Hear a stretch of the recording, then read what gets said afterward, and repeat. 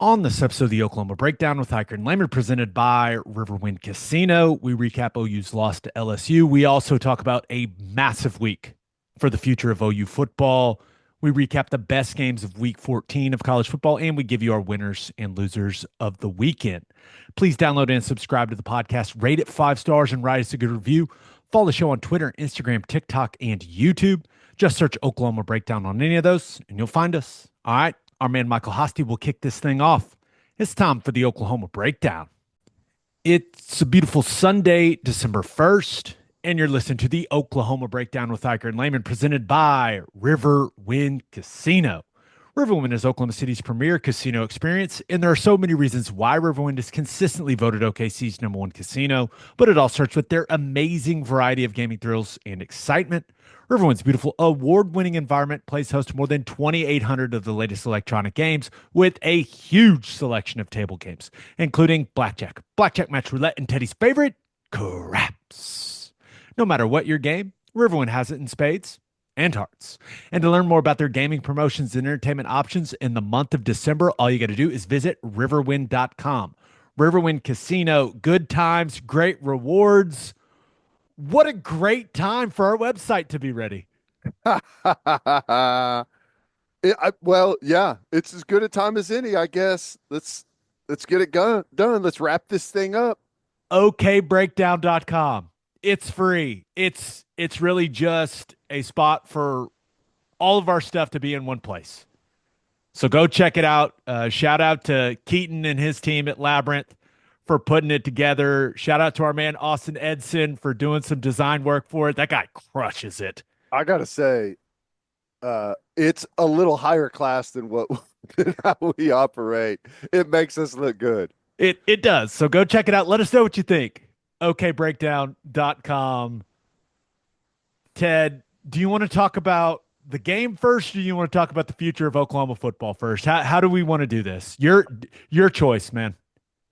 I don't want to talk about the game, period, but I think we should wrap this game up and then hit the future because we got a lot of things happening right now. No doubt. Let's get through it then. What did you see from OU's defense against LSU's offense? It was a frustrating night. And, we talked about this matchup coming in, that it was going to be different than Alabama because, Milroe is a dangerous runner. If you can shut him down as a runner and force him to beat you from the pocket, you got a chance of playing a really good game. Nussmeier's a different animal. And the wideouts that they've got, the skill guys that they got, with that offensive line, they are a really, really dangerous offense. And we played well early, but it unraveled on us. And we've seen that a handful of times throughout the season. We started off getting really good pressure, affecting Nussmeier. First couple of series, he didn't really have a clean pocket to throw from. He was a little rattled. We had the sack fumble where we got the scoop and score, to put 7 on the board. Our Mason Thomas, he was my standout of the game defensively. He had that great rush where he got the Nussmeier, forced a fumble, and it looked like he knocked Nussmeier out of the game. And at that point, it was like, hey, we're in business, ladies and gentlemen. We're rolling right now. But Nussmeier came back. And first of all, what were your impressions of him? To me, wasn't even close. Best player on the field, forget about it. Best quarterback we've seen. Oh yeah. I have some questions about what they did to that guy in the locker room. No kidding. Bartender, I'll have what he's having. The dude came out, and I saw him come out, and he was in pads, and he immediately grabbed a football, and I was like, oh my gosh, he's about to try to throw this thing, because it looked like a classic AC joint sprain. That's exactly what it looked like. Got hard from behind on that shoulder and was in a tremendous amount of pain. Seen it 100 times. And he comes out and grabs the ball and immediately rips it like 30 yards on a line on the sideline. And I clicked my mic on during the break and I went, boys, we may have a problem. Yeah. He Uh, he came out of there like he was damn Superman. That guy wasn't feeling a thing. He was feeling incredible. And it was crazy. He was so much better once he got banged up. Like he came out and was just slinging it. Man, he looked like the type of guy that could be the first quarterback taken in an NFL draft. That's how really, good he looked. He he looked can make all the tremendous. throws. He did some great stuff with his legs. Um, he was excellent. Um, the frustrating stuff to me was too many missed tackles. Um, most of them weren't like glaring missed tackles that turned into huge plays, but there was a ton of hidden yardage in there. And whenever you look at the way things kind of broke down, not typical of us, way too many mistakes out there. Way too many mistakes from veteran guys that we typically don't see mistakes from. Um, the first touchdown they had, guy was wide open. We bring a pressure. We're in man to man. We've got like a little in and out man to man. He's in the slot. I think it was Kyron Lacey in the slot. He looks like he's going to run a drive route, and Bowman or uh, yeah, Billy Bowman. He drives it, thinking it's the crosser and the ball's going to come out quick, but it's not. And as soon as he sees it, he looks at the quarterback thinking he's going to go get an interception, but it's a return. Fakes like he's running the drive, returns out, and whoever was in and out on him is already free in the high safety. So there's absolutely no one home. Catches it wide open, and I mean it was a great call for what we had, but our eyes got us in trouble there. Um, we gave up a really long run, about a 50-yard run to Durham that, we just got out of our gap on the inside at backer, and that turned into a big, big long run. We ended up I forcing a field goal on that, but I know that Stutzman took some of the blame after the game. Like he put it on himself. PJ can't get washed three gaps. Just can't happen, man. yeah, we've got they sorted it really good. We bring just an angle blitz like the cheetah fire off of the slot, and we're late like we always are whenever we run that blitz. And so he's pretty much out of the fit, and then they just wash and then turn and peel and kick Stutzman out, and it turns into an explosive play. That one's frustrating. Then we had a kick return for a touchdown, and we don't have a whole lot of kicks that are ever even returned. So whenever you watch it, we're pretty casual running down the field. The whole left side, nobody crosses face. Everyone just gets pinned outside. We're not very strong at the point of attack. Safeties are late folding. Kickers late getting over there to try and flatten it out. Backside safety is just, it's all way too casual, turns into a kick return for a touchdown. And at that point, we already know that we can't give away free stuff, right? We can't give away turnovers. We can't give away free touchdowns on special teams. So that was tough. And then one that really upset me was it's 2-minute drill. So the score at this point is, I believe it's 17 all, right? Before we go into halftime. 2-minute drill. If you remember, LSU had to burn all their timeouts right out of the gate. So they had no timeouts. And they are really in no real rush to get down the field. They have no timeouts, and they're in a 2-minute drill, and they run it on the first two plays because they're backed up. They're starting on their own 10-yard line, I believe. We run it and stop them, or they run it, we stop them. They run it again. We got them in third, or they throw a short pass. Bowman comes up, makes a tackle. It's 3rd and 12. And then they line up in, oh, sorry, no, it is the 2-minute drill. No, the 3rd and 12. The 3rd and 12 was their first possession of the second half. Okay, so I jumped ahead. Um, well, they run it twice on the 2-minute drill, and then they've got a 3rd and 6, I think, 3rd and 5 or 6, and we bust and have no flat player at all. Veteran player doesn't get out underneath. They motion and create trips, and we don't adjust our drop on the motion, so there's no flat player.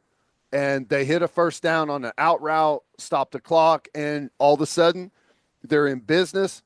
Couple plays later, guess what? Boo! Deep ball, and they make an incredible play. It's a perfect throw. It's a great catch in tight coverage. Eli Bowen, man, he's been in some great positions where guys have made great plays on him, and that's just one where they, hats off for them for completing that. You're right. The coming out of the second half, we have them in 3rd and 12, backed up. It's 24-17. Ball is on the 10. And they line up. They're in 12 personnel. They're backed up. They're basically saying, okay, you got us. We're going to run something easy. 12 personnel. They run 4-by-1. 4 wides on one side, empty, 1 wide receiver on the other. They got 2 tight ends and a running back over here. Antennas should be up, right? They throw a quick screen, and it gets out the gate on us. They pick up the 3rd and 12 whenever they're backed up, and it ends up leading to a deep ball touchdown where, it's one of the rare occasions I've seen Eli Bowen just flat out get beat. He's run by, and they hit a deep ball on us. That was frustrating. We had another bust later remember that throw down the sideline where he just ripped it all the way down to our sideline. We got a bust in cover 3. Shouldn't happen. It's a pretty easy play. We bite. They run like a little bubble at the line of scrimmage. We're all amped up to go make a play, so we bite up hard, and they run a seam on us, and he throws it in there. Those are plays that we typically, we've made mistakes. It's not that we don't make mistakes, but we don't have the margin for error to be able to make those mistakes, especially against an offense as good as LSU. So some of those things were frustrating. And then, you kind of wrap in the amount of missed tackles or soft tackles where we were run through or drugged for 4 or 5 yards, runs that should have been no gain or loss. They end up getting 4 or 5, and it's 2nd and 5 on us, and we're not on schedule anymore. So that's just kind of the things that, and there was good in there too. We'll get to that whenever I talk about some of the guys, individually. But were there any other things that you saw that stuck out defensively? No, I think that Nussmeier I think it felt like the best passing attack we've seen. Yeah. And I think it exposed some of the weaknesses that we've got in the back end of the defense. Yeah. They've got early round draft picks at wide receiver and tight end. And if you allow Nussmeier and an early round quarterback, and if you allow early round offensive line, and when he was comfortable, they made plays. Yep. And I also think when you look at the offense, at LSU's offense, and you just compare it to what Oklahoma has done offensively, one of the biggest differences I see is Garrett Nussmeier is willing to take some chances and just let his guys go make plays. And for whatever reason, that has been completely coached out of our quarterbacks. He just ripped it down the field, Ted, and let talented guys go make plays. Yeah.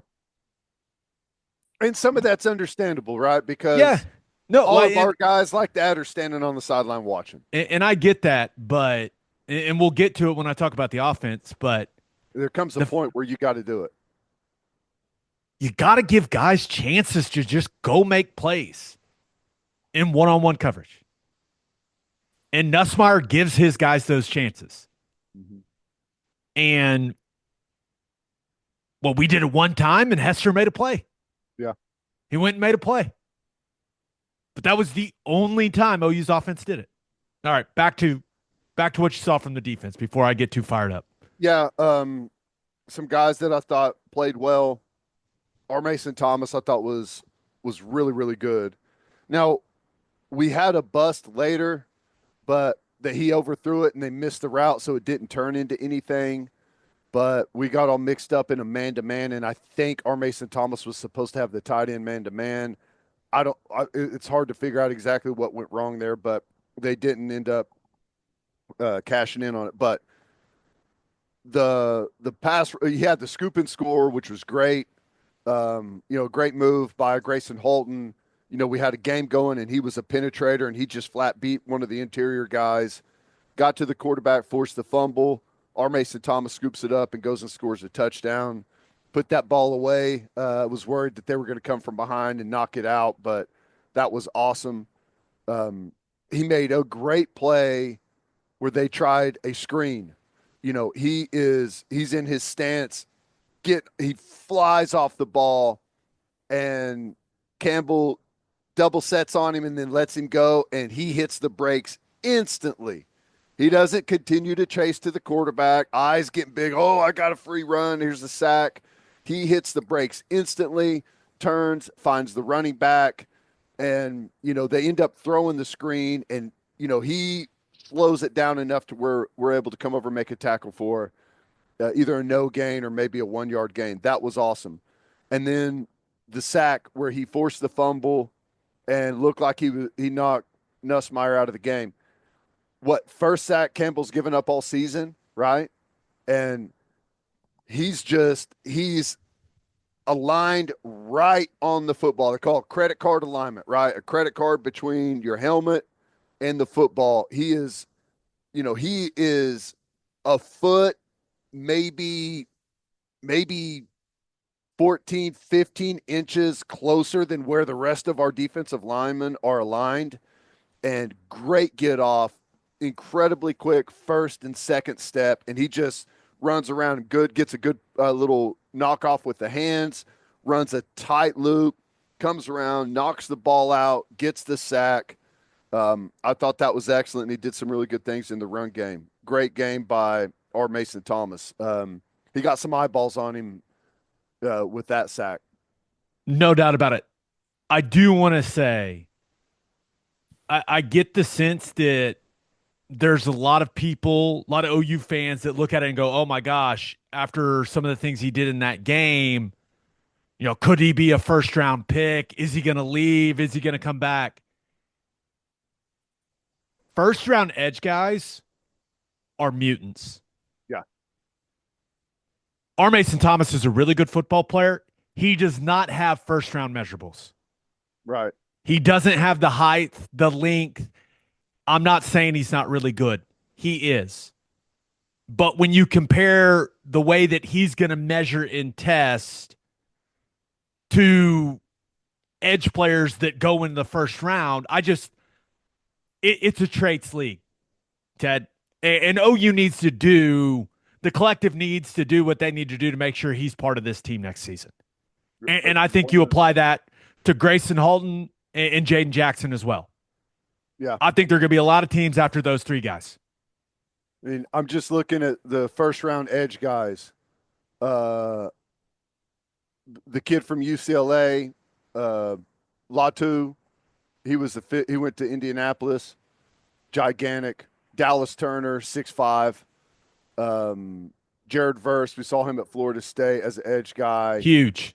Darius Robinson from Missouri. Huge. I mean, these guys are all like 6'5", 6'6", that have great length. Now, NFL draft, like where you get drafted and whether or not you can have a successful NFL career, not the same thing. Correct. It is not. He can be a successful NFL pass rusher for No sure. doubt. I mean, Nick Benito, he go in the second? Benito, I think that's right. Yeah. he had a great final season. When the set, he's not. I mean, he's taller and longer than our Mason Thomas is, but even he's not a guy that you would say when he was coming out just jumps off the page as an edge rusher trait wise. But he's had a great career, so um, I hope he doesn't go. He would get drafted and get drafted fairly high, but I don't think he's a first rounder. Um, we need him back. Yeah. We need our Mason Thomas We need back. him back. I thought Grayson Halton was effective. He was a factor. He had a high amount of production. He had the sack fumble that led to a touchdown. And say what you want about Grayson Halton, he had a hell of a season. Um, he's a little undersized, but he creates chaos. He penetrates. He plays with an incredibly high motor. I love the season that Grayson Halton had, and he had another solid game. Uh, Stutzman was solid again. 10 tackles, I believe, is what he ended up being credited with. Had a real nice play where he faked like he was the apex player, then came and made a TFL in the B gap. Was really nice. And doing all the things also that don't show up in the stat sheet, getting guys lined up and directing traffic, playing two positions. Good from him. Kip Lewis, high effort, high energy. He was a factor whenever he was in there. Eli Bowen, it was a tough day. He had two touchdowns caught on him. One of them he was in great coverage, just got beat for the football. That's tough. The other one he got run by, which is not typical of him. But he had some great plays as well. He came up, made a couple of really nice tackles out on the perimeter. He had the one missed tackle. He got stiff armed, and he was kind of lunging early, but cleaned that up, made some tackles. Our Mason Thomas wasn't a huge factor, but made some nice plays. You And said then our Mason Thomas. I know that's not what you meant. Robert Spears Jennings, sorry, Robert You're Spears get you're Jennings. getting your three name guys mixed up. Yes, yes. He had a couple tackles. Not a huge productive day, but was solid. Kobe McKenzie, same thing. Had a couple of plays in there on the interior in the run game. I thought he had a really solid season, and next year it needs to click everything. I thought what we saw Saturday from him is kind of indicative of the whole season. He's where he's supposed to be. He's playing physical, but he's a step late from where he can be. Can tackle better, can be a little more under control. Whenever he's has this extra year, he should be able to see, anticipate, know how he's going to be attacked, and should be in better position to make some of these plays. And next year needs to be a breakout year for him. But he put a really solid season together. And the guys on the interior, Dejon Terry, Jane Jackson, Dominic Williams, those guys were as they typically are. Solid in the right spot. Not as much pass rush as I'd like to see from those guys sometimes. And, whenever we get good push, but we're not getting to edges enough. And we run a lot of games, and I still think our games are effective, but we need to convert from being just a penetrator guy to a pass rusher. I mean, you're not just a sacrificial lamb. You can get there and still be a factor on the quarterback instead of just trying to draw guys your way. I think those things are going to get better with those guys. But all in all, that's pretty much it. Weren't out on the field a whole lot. It was a strange game where LSU ended up, I think they led time of possession, but not by a lot. We're only out there 65-ish plays, something like that, which isn't a tremendous amount. But, the handful of stuff that we went through was really the difference in the game. Some of those situations and mental mistakes that we had where we were a little late, a little out of position, or flat busted, and LSU's good enough, Nussmeier's good enough to make us pay for it. And that's why, you know, you end up they put up that big number and it looks worse because of the kick return for a touchdown. Just too many explosives. Too many. Yep. Which, we talked about it. That was the worry coming in. The explosive. I know we gave up the long run in the run game, but outside of that, Nussmeier made some runs with his legs, but the run game for them wasn't huge outside of the long run that they had where they creased us when we brought that field pressure. Yep. You got anything else? I think that's it. All right, let's talk about what we saw from OU's offense against LSU's defense. But first, hitting the highway, remember to stop at Love's Travel Stops. You can't miss the heart of the highway. And with the Love's app, you can also save big. How big? 10 or 15 cents big. Save 10 cents per gallon on gas and 15 cents per gallon on auto diesel. Save with the Love's app today and be welcomed by clean places and friendly faces. Certain conditions may apply. See loves.com for details. Who doesn't love a beefy deal during the holidays? At Didier Ranch, they are bringing their beef in a box full of deals. When you order on DidierRanch.com, you will get free shipping throughout the holidays. And if you use code Oklahoma15 at checkout, you'll also get 15% off your order. Get Oklahoma's finest beef when you order from Didier Ranch. Didier Ranch, tradition tastes better. And we are brought to you by Simple Modern, the official drinkware partner of the OU Sooners. This holiday season, get every Sooner on your list covered with Simple Modern's holiday gift guide, sure to make everyone feel holly jolly and bright. Head to simplemodern.com to check out gifts for everyone like drinkware, totes, kids gifts, and all your favorite licensed character merchandise. And now, with Simple Modern's new personalizer, you can create personalized gifts with just a few clicks. With 10% of all Simple Modern profits going to charity, you're also spreading holiday cheer all over Oklahoma and beyond. Simple Modern. It's good everywhere. All right, OU's offense against LSU's defense, just frustrating, man. Especially you look at the first three drives, it's just rough. I mean, you were hoping to come out, carry some of the momentum you had from the offensive performance against Alabama, and that's not what happened. And a lot of the runs failed because tight ends and running backs just weren't blocking guys. Just not getting blocks. Offensive line on several of them took care of what they needed to do. It wasn't some, dominant mauling off the ball, but they had a hat on a hat, and Bauer Sharp was getting thrown at the point of attack. Gavin Sawchuk going and whiffing in some of the 21 personnel stuff, and it just it did not start well. LSU had a really good plan for the shovel stuff. They stuffed that. They tried to go to that a couple times early. Didn't work. It still is dumbfounding that you start the football game running boot off a run action that you do not have in your playbook.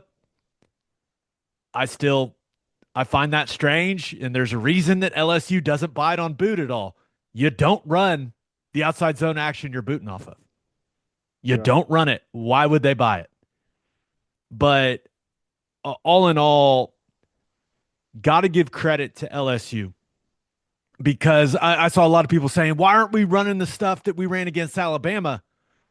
We ran quite a bit of it. They just had a good plan. They did a really nice job. So I'm talking about the counter and power action where there's an element, whether the flow was to or away from the counter or power action, there's an element stretching the defense, threatening it horizontally, right? Threatening the perimeter. And then there's an element, typically with Jackson Arnold, threatening the interior of the defense. What LSU did was they gave Jackson Arnold a give read at their edge spot.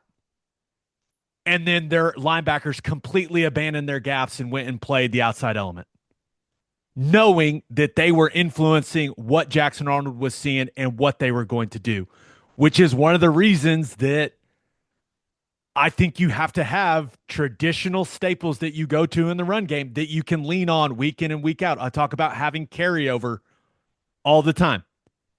That's why I believe you have to have staple runs where you just turn it and hand it and you say, we're really good at this. We love running this. We feel comfortable running this.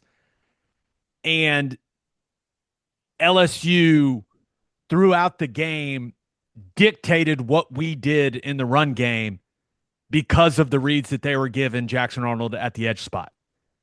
And then to those linebackers' credit, Whit Weeks played a hell of a football game. No one could block 40. No one. I still don't think he got blocked.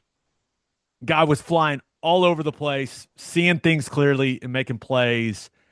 And I just, went to it quite a bit. And just LSU they had a good plan.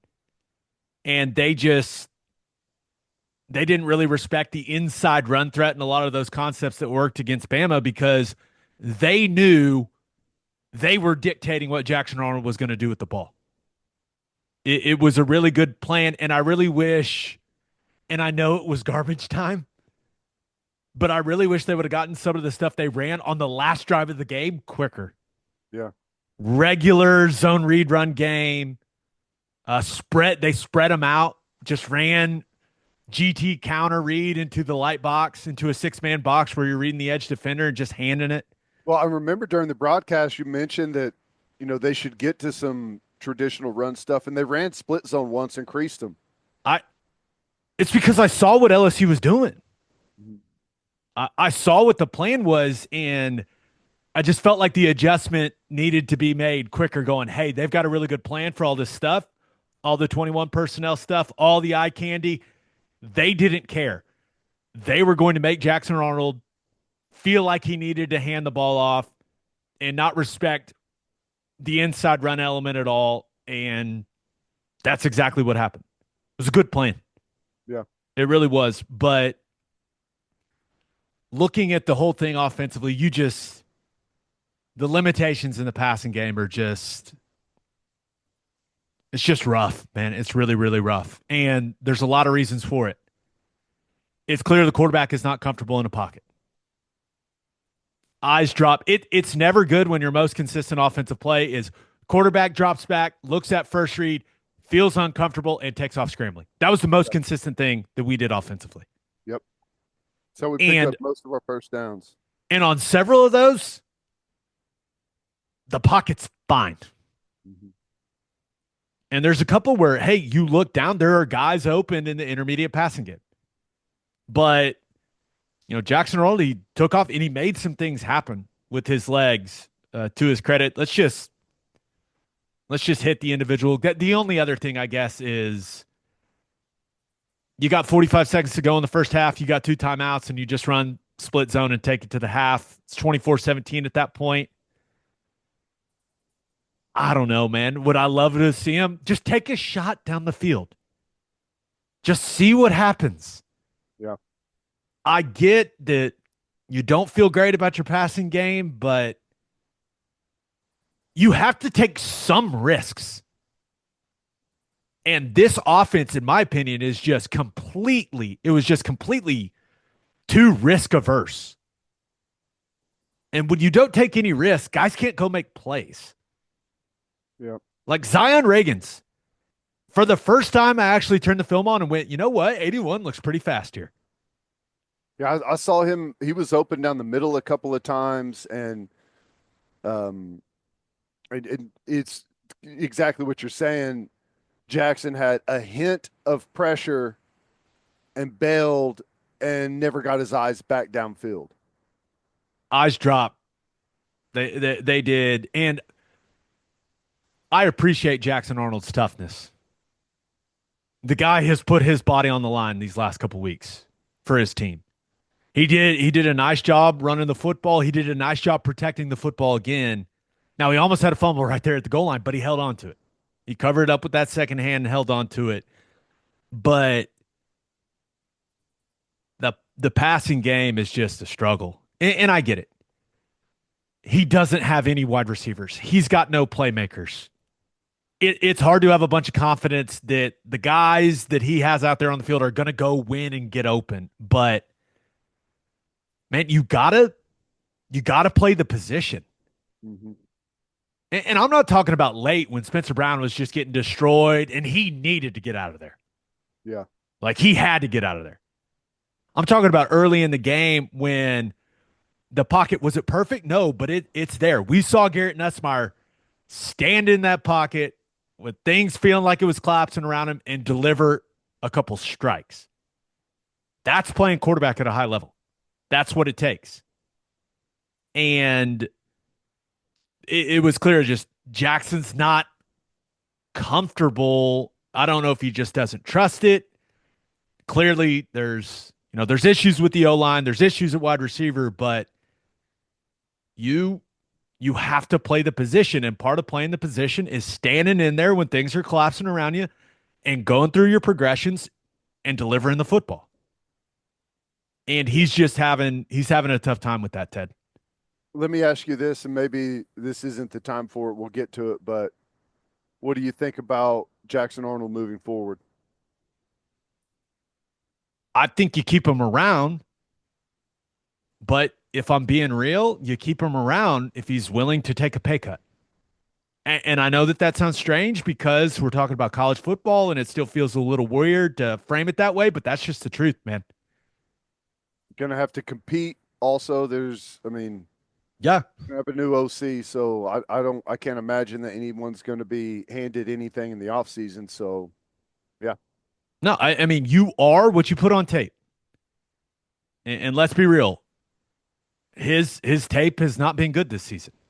I think there'll be, plenty of people that think they can bring Jackson Arnold into their program and develop him better than what he's been developed currently. There'll be plenty of people that see the flashes, some of the throws that he's made, some of the throws he made in this game, like the sprint pass stuff on the sideline to Jacob Jordan. Like those are some strikes. Those are some really nice throws, but the inconsistency, the turnover issues, I don't know what if he enters the portal, and I don't know, I don't think he knows what he's going to do yet. I don't know what type of offers he's going to get. I think he'll get some good ones though. Yeah. But I don't know. Would the best thing be for him to go somewhere and start fresh? I don't know. But I do know that if you can keep that guy on your roster, everyone on the team likes him. He's a great locker room guy. Clearly has the respect of his teammates. If you can keep a guy that has the ceiling that he has, you want to keep that guy in your program, but there's a salary cap that you're working with. Yeah. Yeah. And he has not played to a level where he should take up a large chunk of that cap on the offensive side of the ball. He just hasn't. So I don't know, man. What do you think? What do you think? I think that's kind of the best way to put it. The money situation, it's hard to comment much on the money situation because I don't know how big the pot is. I don't know how it's all dispersed, but I have to imagine he's making starting quarterback SEC money and shouldn't make that until you earn that job moving forward, because I don't know who it's going to be. Right. I think that's a very, very fair way to look at it. In the right system with the right players around him for an off season where he can develop and get some comfort, and we can build hopefully a better passing game. I still think he's got all the traits that you want, but because of the situation, I think he's developed some really bad habits. can you coach that stuff? Are they going to be ingrained forever moving forward? I don't know, but I still know that he's big, he's strong, he's athletic, he could run, he's a threat in the running game. He's got a big arm, he throws a beautiful deep ball. I mean, he still has a lot to offer. It's just, can the next OC pull it out of him? We'll see. Gotta put like a highlight of his best plays together and go, hey man, this is what you're capable of. The Mike McDaniels Tua situation, right? Exactly. I know that everyone is down on you, but this is what you're capable of. This is what you can be this guy all the time. Yeah. We'll see. I mean, clearly, and we'll get to it. It's going to be a very interesting week Yeah. for Oklahoma football. Let's finish this, and then we'll talk about that stuff. Zion Reagans, I mentioned it. Actually, moments where he looked really fast. I thought that was encouraging, but once again, 1 catch for 8 yards. Now, Jackson Arnold completely missed him. He runs a nice stop route. There's a ton of space. The corner feels threatened by his speed. He's wide open. Jackson Arnold misses him. That's frustrating, man. Yeah. That's frustrating. And I still don't know how with how LSU has been run by at corner throughout the season. I don't know how you just don't have a couple of situations where you know they're in man. You tell Jackson Arnold, hey, look one way and throw it the other. And they just they refuse to take any chances down the field. I guess it's very frustrating. But Zion Kearney, just hope he's okay. Got hurt on like the last play of the game. Did some good things as a blocker, but I know everyone's talking about the double pass with Bauer Sharp. Zion Kearney, you cannot whiff in that situation. There is no reason to jump outside. You can't whiff. That's his guy that's on Bauer Sharp, making him make one of the worst decisions imaginable, but you got to do your job. You got to do your job.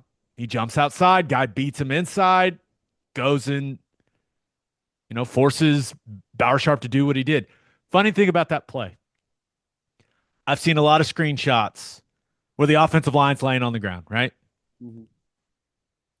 If number 4 doesn't sniff it out, it's a touchdown. Yeah. And it's almost he sees Jackson Arnold looking a little eager and he just stops.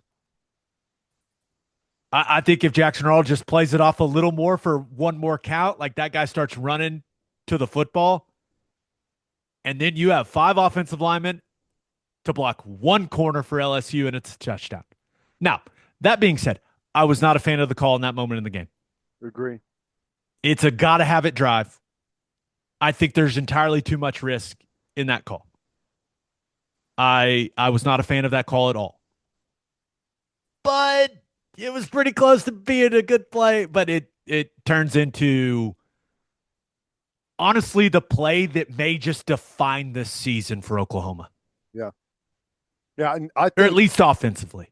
he was trying to throw the ball away, but just didn't get anything on it, right? Is that what he was trying to do, or was he trying to throw it to him? It did not. I don't know. Because it was supposed to be a behind the line of scrimmage throw. It's supposed to be a throwback to Jackson Arnold for a Right. screen with 5 offensive linemen that hit the deck, getting up and leading the way. That's why what I it's think supposed to be. throwing it away because we're trying to, but just yeah, I don't know. You just got to eat it in that situation. You certainly can't do what he did. That's an old Brock Purdy Iowa State play. That's exactly what it reminded me of. But finishing out the wide receivers, J.J. Hester had the one big play, and why they didn't try that multiple times, I don't know. I can't explain it. It's a great Jacob play. Jordan Fought through a bunch of arm battling and stuff to go make that catch. It was nice. Yeah. Jacob Jordan, 6 for 42. Could have been a bigger day for him. He was open on some of the over route stuff, but Arnold was either feeling pressure or was actually pressured and just never got to him. Running back, Xavier Robinson, 10 for 20. Just was not a ton of space for him. I talked about the good plan that LSU had for a lot of stuff that was successful against Bama. I also think that, I don't know, his play speed didn't look quite where it was a week ago. And it was cold. I don't know what was going on there, but he didn't seem to have, and maybe it was because he never got in space, Ted, but he's a freshman. It's the last game of the season. He just got his first like real action where he was carrying the load. Maybe he was just a little worn out. I don't know, but he didn't seem to have the juice he had against Alabama, and then tweaked something and never came back in the game. Yeah. So Yeah. it just, Running backs are a lot of times it's rhythm, and we never got into the rhythm that we did against Alabama. So it was a real choppy game offensively. Gavin Sawchuk, I I don't know what else to say other than the guy just looks like a shell of himself. Just no Confident. juice at all. Looks tentative and looks slow. And I know he's been battling that quad injury, but like Taylor Tatum doesn't play a single snap. And I get it. You can't fumble, but at least that guy can go make something happen. Yeah. With the way that Gavin Sawchuk looks physically right now, that guy's not going and making anything happen. And I hate saying that because I think when he's right physically, like he's a solid back, but he does not look right physically to me. Samuel Franklin, hey man, He looked good. dude came in and ran hard as hell. And the game was over. I respect the hell out of that.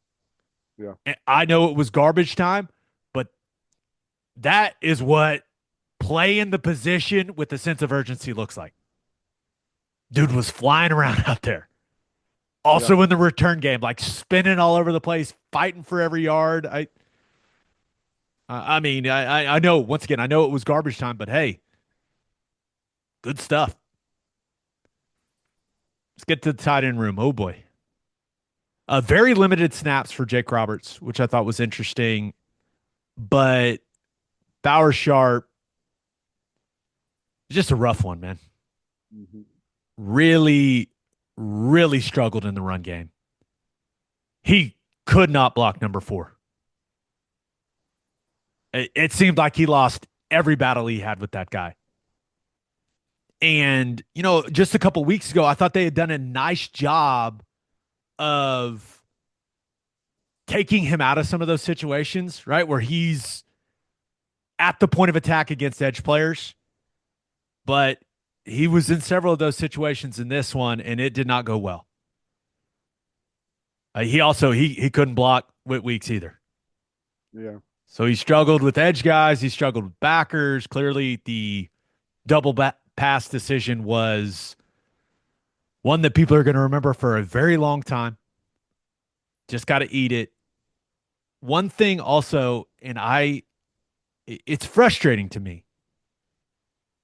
Early in the game, you realize that, hey, they've got a good plan for the stuff that worked really, really well against Bama.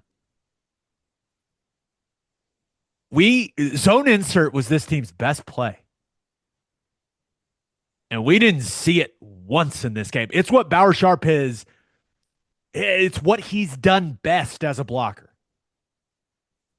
Didn't see it once. I don't know why. Like we've seen them run that concept throughout the year at a pretty high level. Play has just disappeared. I don't know. It's interesting. Offensive line. Logan Howland thought he was fine in the run game. He was fine. Pass pro technique was disjointed. Saw that drop in the outside foot show up a couple times again. I don't like seeing that again. And when he did it, guess what happened, Ted? A beat. Short in the corner, got run around. Now, he did get beat, and Savion Jones hit him with a couple spins. They were nice. It's a big dude. Big dudes spinning like that. It's pretty impressive. 6'6", But 280. he's gotta stay inside. I think he needs to learn to distribute his weight more on his inside foot in pass protection, or at least emphasize that in practice. And then he'll get to, hopefully like a 60-40 situation in a game. But I think the most critical thing for the next step for him as a player, you got to continue to get stronger and more explosive. But he's got to learn to use his hands. A lot of catching, a lot of just placing, not much. To make it a boxing analogy, he has no punches and he has no combos and he never switches it up. Like there's never a fake, there's never a stab, there's never like, hey, flash the outside, hit him with the inside. It's just all the same. Wait for him to get close and then try to grab him and control. It's hard to play tackle at a really high level if you're not proactive with your hands. Now the good thing is he's blocked some pretty good players these last couple weeks, not being proactive with his hands. Yeah. This guy's a redshirt freshman. He has not played the position a long time. There's a lot to be excited about. This is as bad as he's going to be. There's a reason tackles get better as they get older, right? It's right. all the nuanced stuff. Yeah. Hito Zaida at left guard, he's just playing too high. He's a tall guy. He's got to learn, and this is going to be very specific and very nerdy O-line. He's got to learn to play with more powerful and stable body angles. Shins, ankles, knees. He's got to bend in his lower half. Currently, he's kind of playing with his hips back and the top of his back kind of rounded and his arms over the top and forward. And that's just not a powerful position to play in. And it's not something that's like very difficult to fix, but if he fixes it, the guy can move people. That's what I noticed about Campbell for LSU. He plays upright, but he's got like his legs are always in like a super powerful position. Yes. And I think Keith Ozida can be a really good player, but he's got to learn to play with the arch in his back. He's got to drop his butt and play in a powerful position.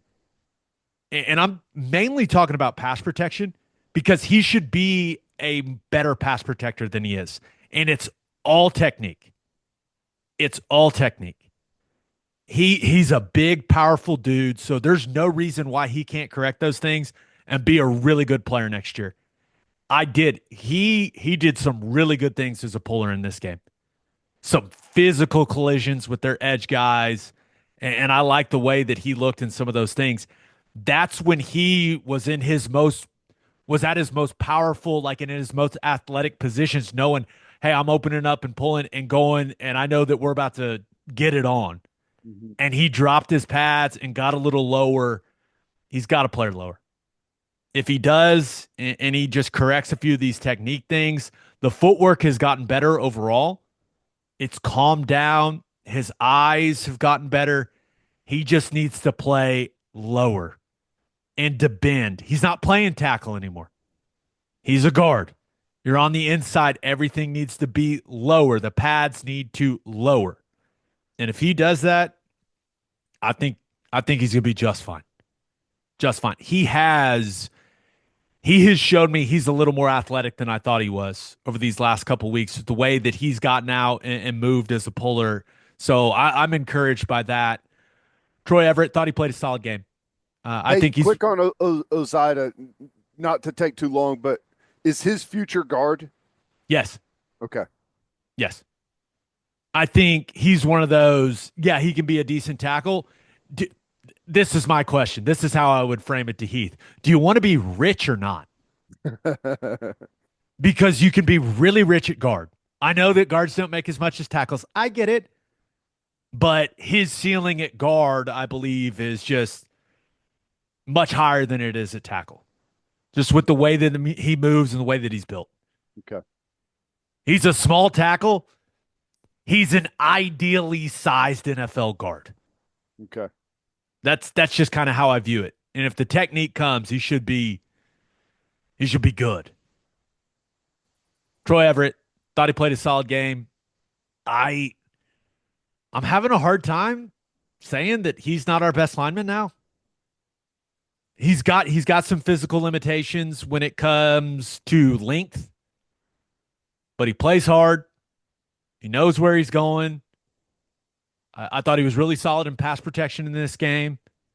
He needs to be more powerful and more violent on some of the back blocks in the gap scheme run game. It can get exhausting doing that as many times as he has to do it. I get that, but you got to grab guys. You can't get pushed back. You can't let him cross your face. He's got to get lower in those situations. He's not a tall guy, but hey, you cannot play high. It's just not a powerful position to play the center position in. But I this is very specific. Like when he's working to a front side backer, and I'm not entirely sure how this is being coached, but I would love to see on that split zone action, or even they ran the inside zone play a couple times. Like when that guy's way front side, come off, turn your shoulders, and knock the hell out of that down guy and then climb. You've got time. You've got time. Like the way that you block the down guy, it's not the same if the guy's way front side. If he's stacked, yeah, you've got to stay more square because you're expecting to have to get up to him and you're expecting him to come play ball and you got to be quicker. He's way front side, man. Tee off on that guy and get some real movement. And the best way to do that is come ripping off the football. But I'm not entirely sure how that's being coached. That's how I would do it. If I was coaching him at the center position, I'd say, hey, man, when that guy's way out there, like damn near outside of the B gap, and you got an A gap defensive lineman, let's roll off the ball here. But that's just, once again, a very O line specific thing. Fabechi Wiwu, I did not think he played well. Did not think he played well. I thought he was pretty consistently overpowered by interior defensive linemen that I made it pretty clear in the preview of this game. I don't think are that good. And they aren't that good. That's why everyone else has been able to move him off the ball and has run for a bunch of yards on him for the most part. Mm-hmm. But when he was on an island, he struggled to create any movement. And man, there's back-to-back counters where he got put on his back by 31. 2 plays in a row. Like he's on a down block. I mean, that's just, you don't see that very often. That's hard to do, man. I still think that he's got a bright future. He's shown he's done some nice things this year, but I think that he's got to have a great offseason. He's got to have a great offseason. He needs to get more technically sound. The pads need to come down. That's just kind of an overall thing. Like this group as a whole plays entirely too high.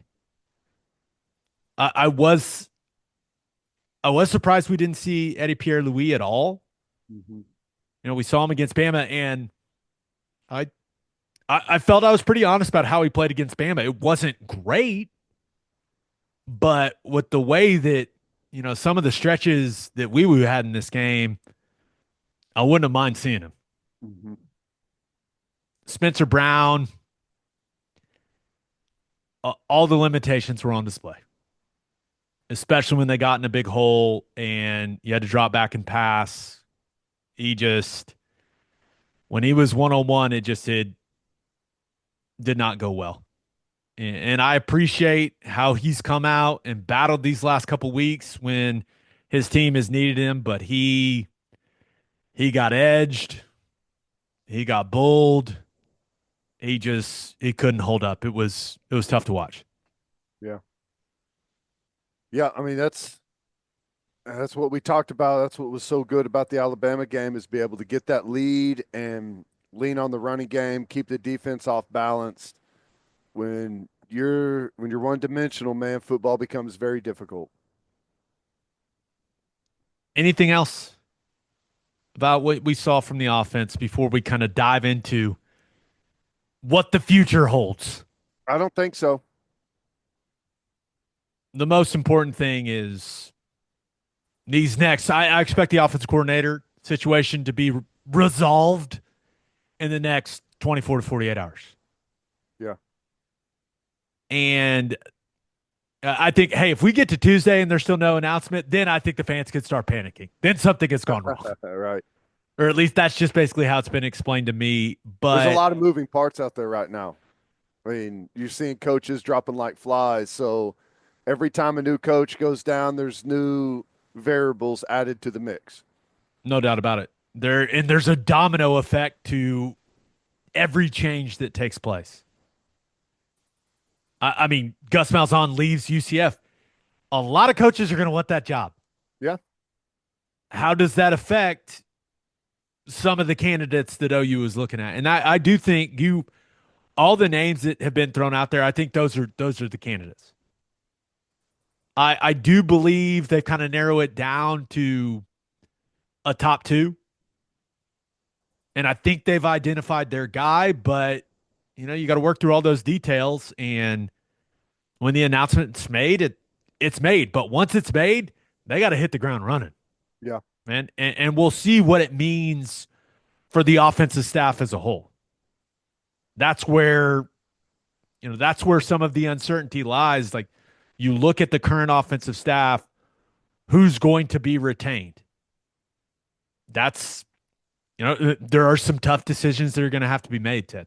And I'm sure there's, if you've got it narrowed down to your top two and you can land those guys and another job doesn't come open that they, covet more, there's probably some different expectations or asks that they have as far as what staff they will or won't bring and all those moving parts. It feels like Ben Arbuckle would come with the least moving parts. I think that's fair to say. Like, he's so young. When they're that young as a coach, it's hard to have a bunch of your guys. You know what I mean? The guy's 29 years old. Hadn't coached at a bunch of places. Yeah. So for sure. I mean, maybe the easiest thing is for them to hire Ben Arbuckle to keep a lot of the current staff in place and say, hey, come put your system in and fix this. Buster Faulkner at Georgia Tech. I think everyone enjoyed watching that game. We'll get to that. Yeah. But it's different, though, because Arbuckle's young. Faulkner, yeah, I mean, he's a veteran coach. Yeah. He's got He's kids. been in the SEC. Yeah. He's got kids. Like, how does that factor into everything in his decision making? I don't know, but we're gonna know soon. Any guesses? Should we make guesses? I don't know who's going to be hired, by the way. I mean, I have a strong feeling who I think it's going to be. Yeah. And there's been so much smoke around Arbuckle. That's the one that, that seems to have had the most steam behind it. I guess you never know what those conversations actually have looked like, but I mean, he seems to be like, if I had to say there's someone in the lead, that's who I would say. Now, who I'm sure he's getting a bunch of calls. I'm sure Oklahoma's not the only call that he's received. Right. But I do think, and if it ends up being Ben Arbuckle, we're gonna do a couple of in the weeds about what the system looks like, or we'll do that for whoever they hire. Mm-hmm. Just core concepts. So make sure you're subscribed on YouTube.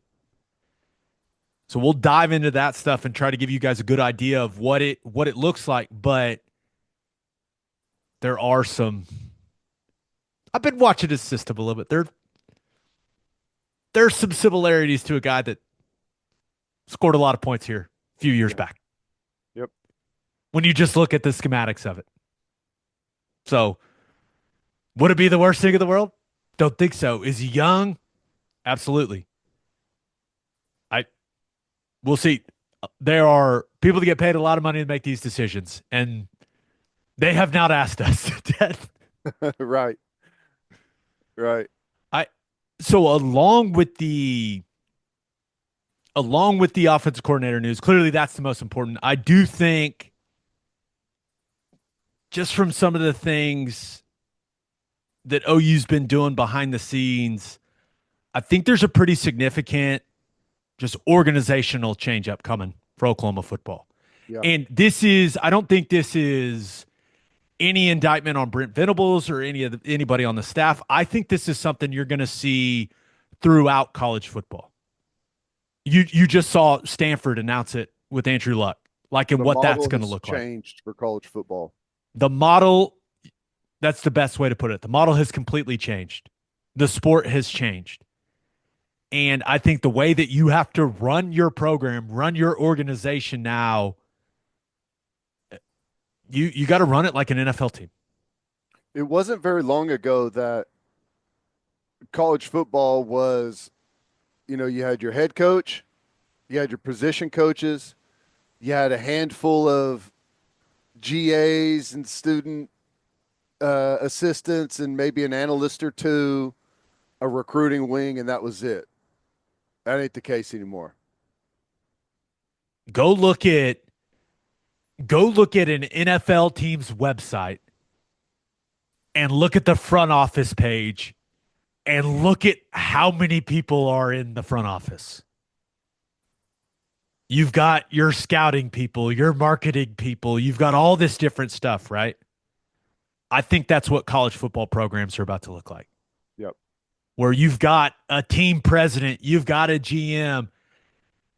And I think just from the way that I talked to some people that are well connected at Stanford, I think their goal is to just say, hey, we're just going to let our coaching staff coach.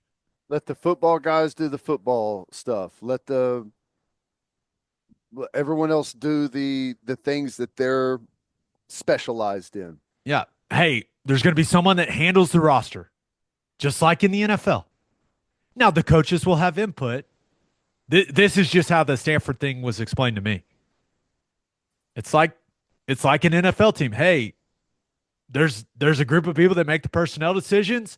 This is who you got, coaches. Go coach them. Go win games. Handle the X's and O's. Handle practice. I think that's where college football's headed. Like just not even like a mini NFL model, like the NFL model. Yep. Or at least that's kind of the feeling that I'm getting after talking to some people at Stanford and just I think that is something that's happening behind the scenes a lot of different places. Yeah. No. Everyone's laying that groundwork, or at least the programs that are serious about going and winning national titles. Yep. No, and I, because of all the moving parts, because of everything that comes with it, I think that's the best way to do it. And, honestly, I also think it's the best way not just to get the most out of your coaching staff as football coaches, but I also think it's the best way to keep some of the top talent around that want to do that. We start to see some guys. It's like I don't want to do this anymore. This is not what I signed up for. So if you can keep the football guys doing just football, I think that not only makes everyone happier, I think it would make everything run smoother. And then you've got the revenue sharing stuff. You've got the NIL component that I don't believe is going to go away until these guys are actually employees. Like anytime soon. So, yeah, I think the Power Four, especially, you're going to see school after school after school implement something like an NFL front office or just how an NFL organization runs. You don't want your head coach doing payroll and HR? No. I don't want them negotiating NIL deals. I want them focused on football. Game planning, practice, developing the players as football players. Yep. I don't need them trying to be the head trainer. I don't need them trying to be the head strength and conditioning coach. I don't need them really even worried about the academic stuff. That's still part of college football, right? I think. I've heard that's the case, but I'm not Right. sure. Let everyone else handle that. Worry about coaching the players that you got and going and winning football games. That's what I Yep. want you to worry about if you're my head coach There or you if go. you're any of my coaches. Yep. That's Take some what the stuff off NFL the is. plate. Yeah. That's what the NFL is. I mean, you show up for OTAs, you go through workouts with the strength staff. You never see your coaches until you can start doing some of the on the field stuff. Then you see them. Hmm. You never see them in the summer until you start training camp. Just it's just different, and I think that's with how this thing is looking for college. I think that's where we're headed. Yep. No, I agree. I mean, no one ever pulled their coach aside and said, "Hey, I think I should be making more money." Right? I mean, it's it's been and it's no one's fault that all of this has just been jumbled together and thrown at all of these staffs across the country. I don't think anyone asked for it. It's just kind of what has happened over the last 3, 4, 5 years, and I think everyone's going to start to get better positioned to handle it. I'm with you. All right, let's talk about some really good games from rivalry weekend. But first, Schwab Meat loves football. They make delicious smoked meats, hot dogs, and sausages for us to enjoy before, during, and after games. You should go load up on schwabmeat.com and use promo code OKBreakdown for free shipping on orders over $75. Schwab also loves football players in Oklahoma. They partner with Danny Stutzman and Nick Martin. Those two linebackers got the dog in them. Schwab should know dogs are what they do. Schwab Meat, the official hot dog of game days. and three things matter in banking: service, service, and service. And First Fidelity Bank's commitment to exceptional service is more than a promise, it's their foundation. FFB has been by your side for over a century, and they are honored to be a part of your journey. Banking isn't about where you've been, it's about where you are headed. Open an account at an award winning bank today at ffb.com. At First Fidelity Bank, we go where you go. And head to the garage for hand smashed patties, butter toasted buns, and ice cold beer. It's the perfect spot to watch any big game. And with all the garage locations being open at 10 p.m. or later every night, it's the go to late night spot. Visit eatatthegarage.com to find a location near you and order online from the garage in your neighborhood. Week 14 of college football, man, we had we had some good ones. Let's hit a couple here, Ted, and then we'll hit a couple other ones and winners and losers of the weekend. We keep saying it's like this has been the best week of college football. That's happened like 5 times this year. Yeah, it's been a crazy year. Let's start in College Station. Texas went to College Station, and unless my eyes were lying to me, they got after Texas A&M. And it's interesting because I think if you're Texas, you probably feel like you should have blown them out. Yeah. And if you're A&M, you're probably trying to convince yourself, hey, if we just convert on fourth down a couple times, we're right in it.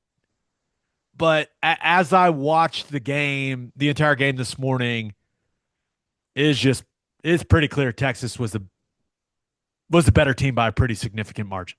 Yeah. They they really controlled things at the line of scrimmage. 240 yards rushing, 186 for Wisner. He did some really good things. Remember, they did a lot of that work on the ground without Kelvin Banks. He went out pretty early in this game, and still, they really didn't skip a beat offensively. They were much more explosive in the passing game than A&M. Just that's we'll get to the year's mistakes, but that's overall that's what it looks like going and taking care of business on the road. Yeah. In Texas, they get the majority of the conversation is around Ewers and their offense and how good of a job Sark does, and he does do a great job. But man, Texas's defense has been nails this year. Number 2 total defense. They're right there in scoring defense, or they're number 3 in total defense, number 2 in scoring, giving up 11.7 points per game. Now, I know their schedule. I know all of that. Just saying, their defense has done a really good job this year. And I think some of the things that happened early in that game, credit to that defense. Like the 4th and 1, I I don't hate the call from Elko, but they stuff them.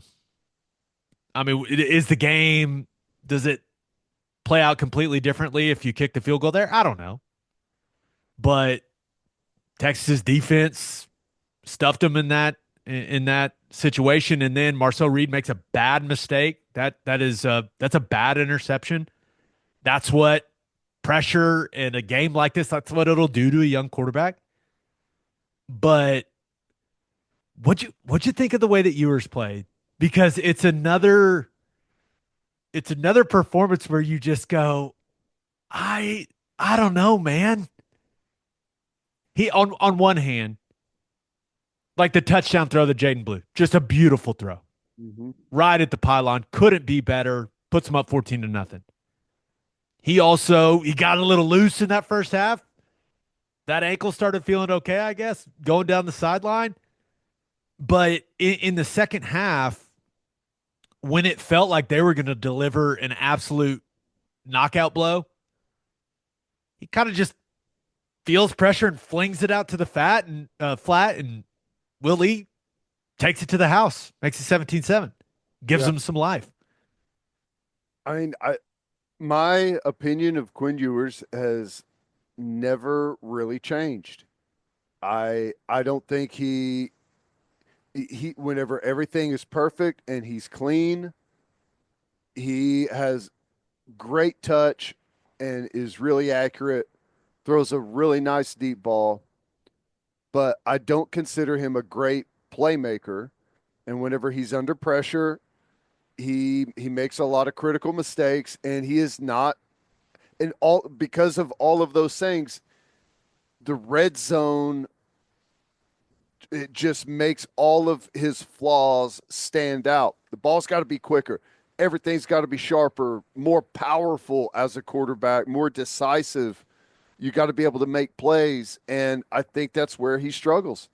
I mean, he's a good quarterback, but he's started the season off as one of the front runners for the Heisman. I don't think he's that kind of guy.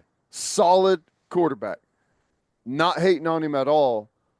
I just don't know. I think there's a lot of guys that could do the same with what he has, and quite a few that could do better. Is one of those guys Arch Manning? He looked good on that touchdown run. Probably so. He looked good. He's I consider him more of a playmaker.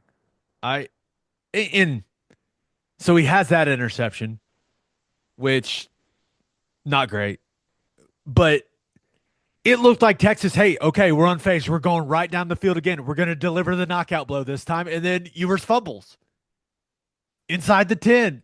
And you're just looking around going, come on, man. But that goal line stand from Texas defense was awesome. Yeah. I did not love the call. Amari Daniels never had a chance. Would have liked to see them get Marcel Reed on the edge of the defense, give the guy some options. But hey, credit to that Texas defense. That's a goal line stand they're going to be talking about for a while. Yeah, and then they also get the ball back late. A&M's got a chance really late to maybe go do something, and probably wouldn't have mattered, but they're able to get the ball back, and you got to have the conversation. Is Texas the best team in the country? I It's hard to judge because of and I know that A&M was a solid team. They lost the Georgia game. It's kind of hard to judge them against who else they've played, but I mean, it's more so like they haven't declared themselves the best. It's like everyone else has just fallen away. Oregon, Except for Oregon. Oregon's still sitting there unscathed. You can't hold anything against them. I Big win over Ohio State. I think you have to give the edge to Oregon right now. I know this. I'd love to see those two teams play each other. I know that. And Texas is going to have an opportunity to avenge their only loss. Right? They're getting Georgia in the SEC championship game. What Georgia do they play in the I championship game? I don't know. It's hard to figure that team out.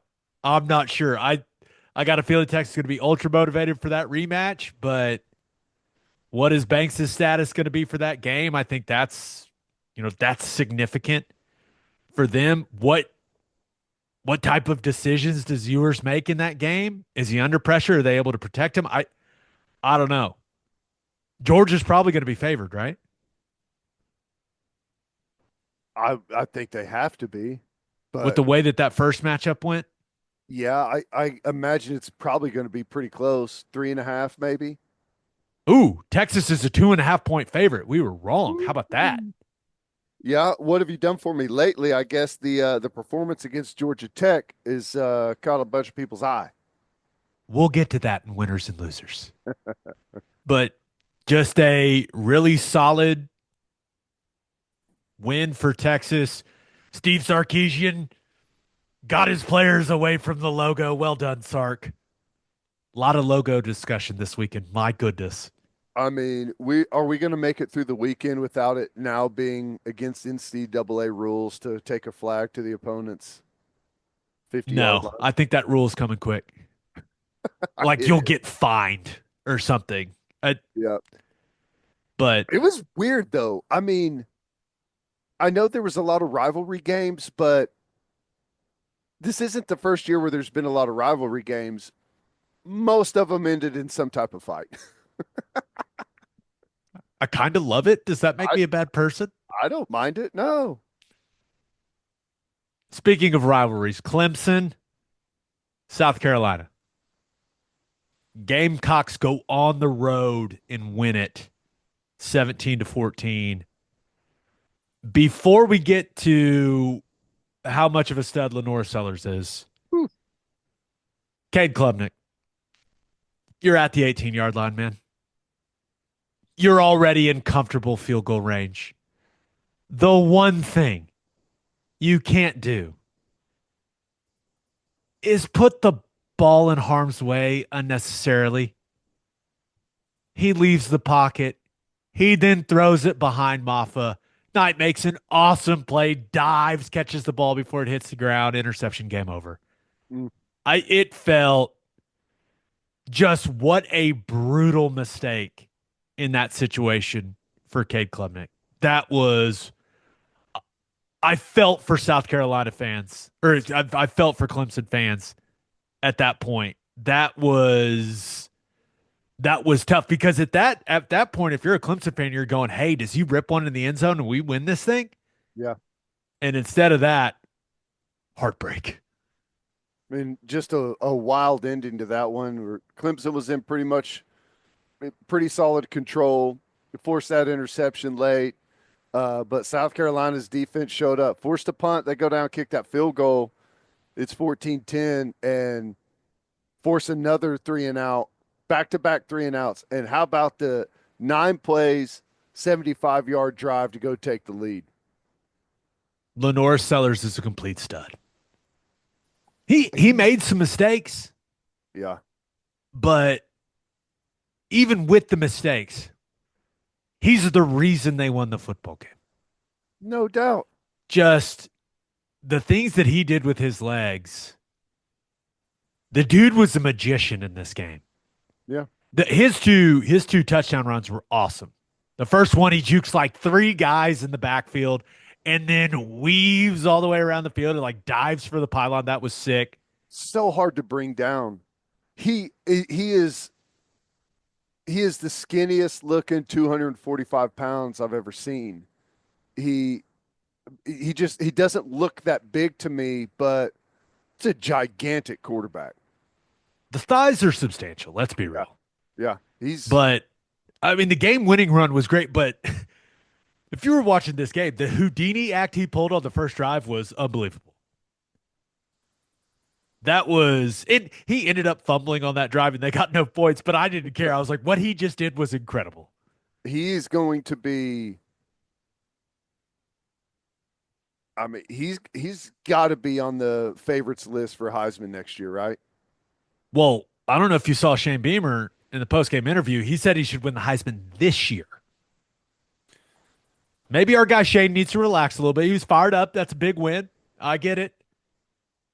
He's pretty dang good, though. He should not win the Heisman Trophy this year, but he's pretty dang good.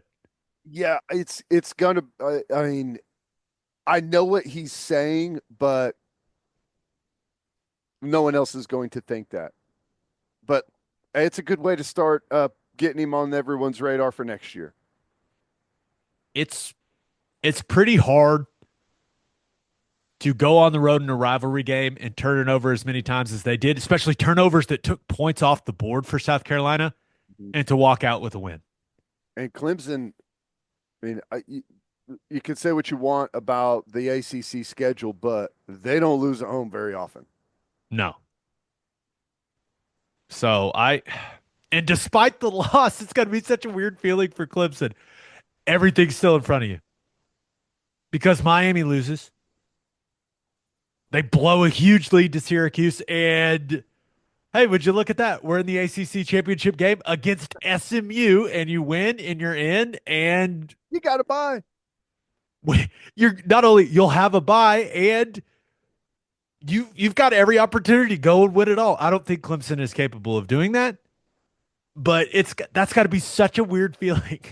Yeah, I mean, I don't think they're capable of it either, but how many it is turned into more of an NFL thing, get to the playoffs, and then kind of everything resets and who can get hot, right? Right. How many times we've seen what Giants won it? Did they win it both times when they were 7-9 and barely got in? I mean, stuff like that. 9-7, right? Not 7-9. Was it I nine? think they Was got 7-9. They got in one year. The year they damn. beat the Patriots, I think they were 7-9. I could be wrong on that. I I don't remember. For some reason, I have nine and I seven think in they my were head. Could be seven and wrong. nine and won their division, but I could be wrong on that. South Carolina. Do we think they get in? They're going to be compared to a couple teams they lost to. South Carolina or Alabama, South Carolina or Ole Miss. I don't know. I mean, I I don't know. I think it's very, very difficult to put them in over Ole Miss I because agree. Ole They Miss beat went them to their handily. place and handled them. It was 27-3, I think that game Was was. not competitive. And Alabama, South Carolina, it's not a stretch to say that I mean, they had a really good chance to win that football game on the road. Probably should have. It'll be interesting. What's that, 2 weeks from now? Selection Sunday? Is that right, or is it not right after the Oh, no. uh Is that, or it's this week? Sunday, right? Yeah, This is Sunday, right? That a week from now. week from now. That's how time works. Yes, correct. Michigan, Ohio State. My goodness. The game delivered. Ted, this was supposed to be a game where Ohio State got to exercise the demons. But instead, Michigan put Ohio State in hell. Their players, their fan base, everyone associated with program, the head coach, everyone is in hell currently. Miserable. In hell and trying to clean the pepper spray out of their eyes. Yeah. Funny story. Watch that entire situation unfold up in the press box at LSU next to a table of cops that were about to work the game. couple of those guys were fired up when the pepper spray came out. It was awesome. Yes, They yeah. were they were like celebrating, and then they turned to me. They're like, "Whoever did that's going to be in trouble for sure." But that's awesome. And then they started telling me why they don't carry their pepper spray anymore at the games. It was just a really funny situation to watch unfold next to a an entire table of like eight police officers that were about to do exactly what the guys were doing Uh, that were in that situation. Too tempting to have the pepper spray on the hip at those games, huh? Yeah. If the taser can't solve the situations, then Yeah. it is what it is. But uh let's talk about what happened during the game before we talk about the extracurriculars after. Will Hallard's interceptions were massive, Yep. just critical in this game. Ohio State stuffed Michigan on 4th and 1, got all this momentum, but then Will Howard throws a pick. They return to the 2 yard line. You had to make that Michigan offense put drives together, and they were able to go on a 2 yard touchdown drive. Mm, It was what, 5 minutes left to go in the third and 7. That's just a bad throw yep. from Will Howard. It's a bad mistake from a veteran quarterback, and I just it takes points off the board in that situation, and that's awfully important in a really tight game. Yep. Uh, It's crazy that, you know, it happened in the first half, and a very similar situation happened late, in the third quarter whenever they threw the interception, and then Michigan throws it right back to them. What are we doing? 1st and goal at the 2. 8 minutes left to go in the game. Why Let's Michigan threw run it? some I clock. have. What were they doing? Now, No idea. he was wide open. And He if was. Warren just touches it up over Sawyer, it's an easy touchdown, but he didn't.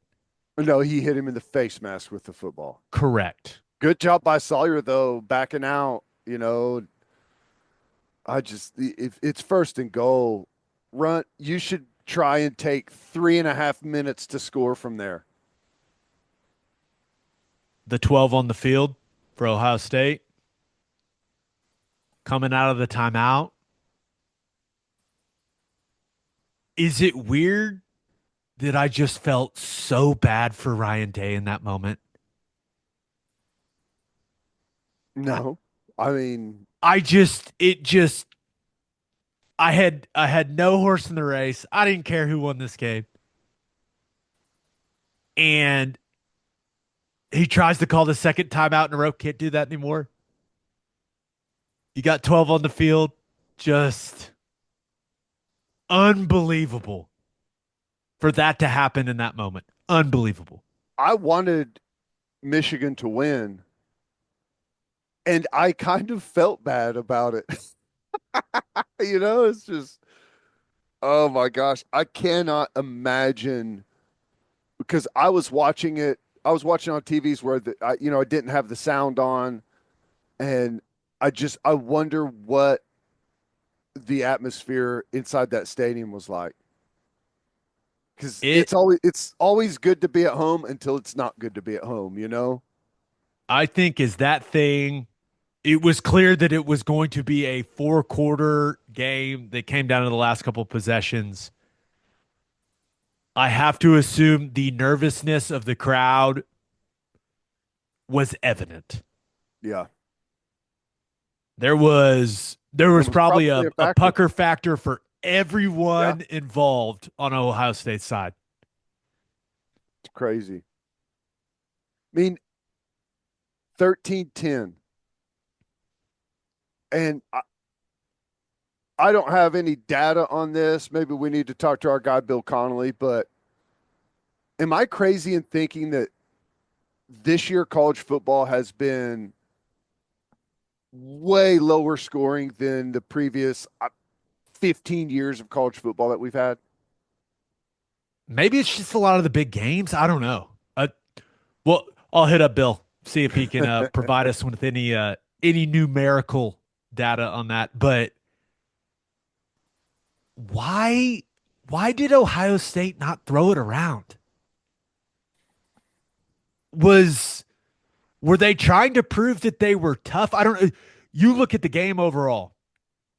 There's one drive where Ohio State just looked like an absolute machine on offense, and it was the drive before halftime where they aired it out. Yeah. And remember, Will Johnson wasn't playing. Michigan's best players on both sides of the ball weren't playing. Loveland didn't play, and Will Johnson didn't play. And Michigan still went into their house and beat them again. Four Yep. in a row, dude. You look at the numbers, though, like Will Howard, 19 of 33, one touchdown and the two interceptions. I mean, I have to imagine there was a point where it was like, they probably didn't feel great throwing. I mean, this guy's completed before that game, 72.3% completion after that game. So, I mean, the 27 touchdowns to the 8 interceptions. I mean, they did something where he was visibly rattled, and I guess they probably just didn't feel good doing it. Like the final 2-minute drill, they couldn't do anything. Nothing. He also got smoked right in the head. Yeah, he did. I And, saw that. he played the rest of the game. Hey, is what it is. But he was not particularly great after that. The more physical team wins. Ryan Usually. Day has a Michigan problem. And this one feels different. Especially compared to the last couple. The last couple, Michigan had a damn good football team, Yeah. especially last year. Yeah. They were stacked. This Michigan team is not that good. There's 6-5 football team coming in. Indiana made Michigan look bad. This is the worst team that Ryan Day has lost to as Ohio State's head coach. Remember, he's lost in the playoff. He's lost like 4 conference games since he's taken over. Yeah. He's had a big Michigan problem, and then he's lost to elite teams in the playoff. Mm-hmm. This one feels different. It does. This one makes you go, what the hell's going on? How can this $20 million roster for Ohio State not beat this version of Michigan at home in the shoe? Mm. It's the type of loss that makes you feel like you got to do an audit of the entire program. And they're still going to go to the playoff. They could go win the national title, and there's still going to be a lot of people that go, what's wrong with Ohio State? Why can't they beat Michigan? And I'm interested to see what happens with Ryan Day. Because that feels like doesn't it kind of feel like a hostile environment for him now? I mean, do you really want to deal with that all the time? I don't know. It was a hostile environment before. Right. And this is by far the worst loss he's had. At home to 6-5 Michigan. Yeah. A Michigan that was, beat up by a bunch of, not, they got handled by Texas. They lost to Washington handily, lost to Illinois. Illinois beat them 21-7. Oregon, no real contest. Indiana handled them pretty solidly. Now, they lost to quite a few. I mean, they did lose to Texas, Oregon, Indiana. I mean, those are all either playoff teams or knocking on the door of being playoff teams. But still, I mean, the fact remains that wasn't one that he could lose. Jeremiah Smith, Carnell Tate, Emeka Ibuka, Henderson, Judkins, and you score 10? And maybe it was the classic, hey, our weak spots are matched up with their strengths. They're missing their left tackle, they're missing their center. They're playing backups. Michigan's defensive line's legit. A bunch of NFL players. And maybe it's that simple. Like, hey, the guys they have injured, it's the exact spot you don't want to have guys injured when you're going and playing this Michigan team. But a lot of other teams seem to figure it out against Michigan. Yeah. And Dude, Ohio State's offense, with all those names you just listed off, they're probably,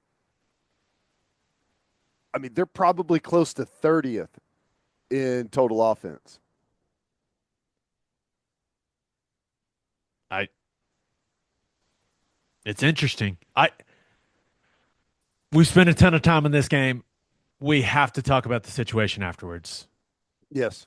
What'd you think? I thought it was awesome. I thought it was great.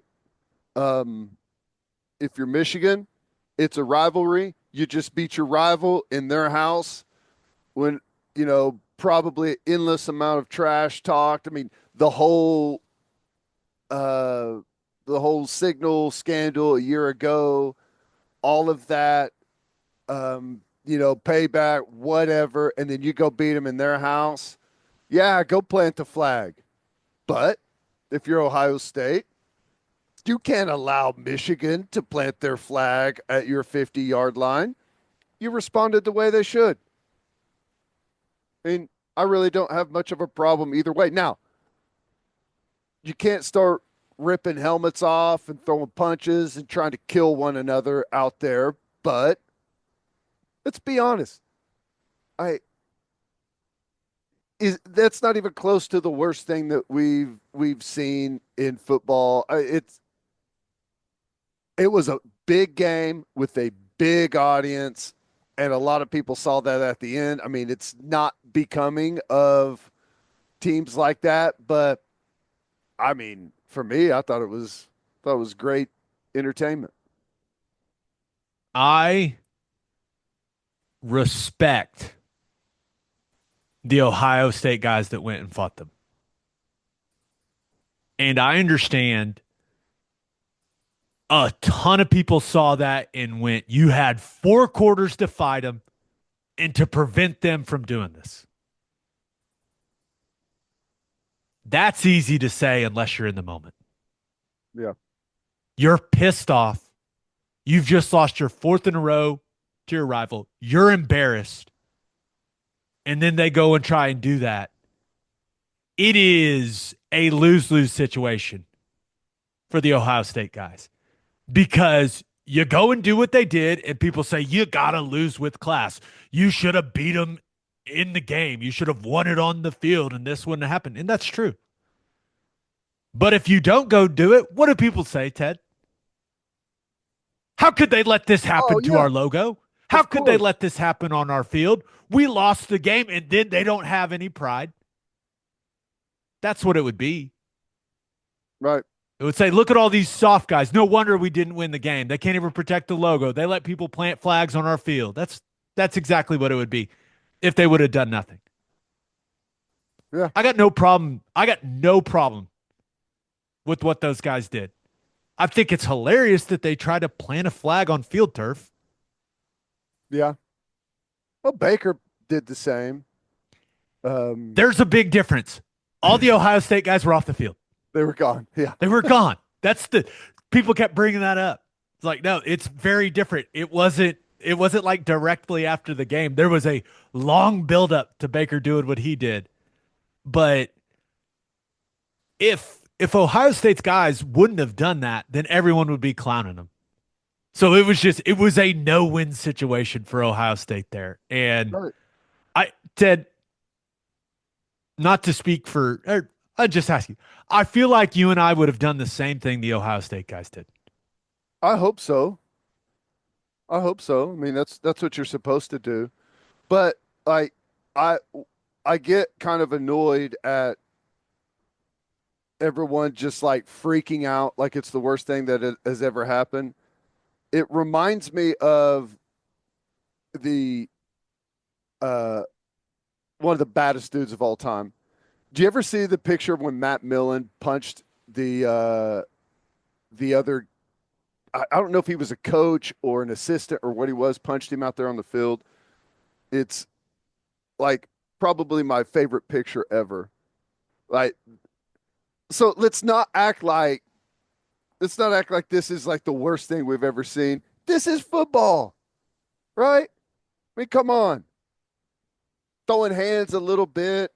I mean, that same thing probably happened in the Ohio State parking lot, okay, before and after the game. So, yeah, it doesn't look good. There's a bunch of kids watching it, and maybe the kids are going to go try and do the same thing, whatever. But I just let's not overreact, okay? It's a rivalry, I have an idea.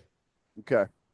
I think a lot of people's reaction to what happened after the Michigan Ohio State game is there needs to be some type of ban on players going and trying to plant a flag in the logo. I will say, I think everyone in the country must have been watching that game because every other team tried to do the exact same thing. And we had melee after melee after melee. Which is why I think a lot of people think, hey, something needs to be done. There needs to be a rule in place that prevents these skirmishes from happening. I think we should do the exact opposite. I think there needs to be some type of committee that decides whether or not a game is flag plant worthy. These rivalries, like a bunch of these games on rivalry weekend, no doubters. And if you lose it, whether you're home or away, you have to stand there and watch your opponent plant the flag in the middle of the field. That's just part of it. Everyone agrees, hey, this is a flag plant game. Win or lose, we all know what's what. We know what happens if we win. We know what happens if we lose. The flag plant is on the line. Don't ban it. Embrace it. Lean into it. If it's a true rivalry game, it's a flag plant game. OU Texas, flag plant game. If you don't want the other team planting the flag in the middle of the field, do something about it during the four quarters. I'm with you, but I have to ask the question. The first time I ever saw the flag plant was at OU Texas. Was it a thing before that? I don't.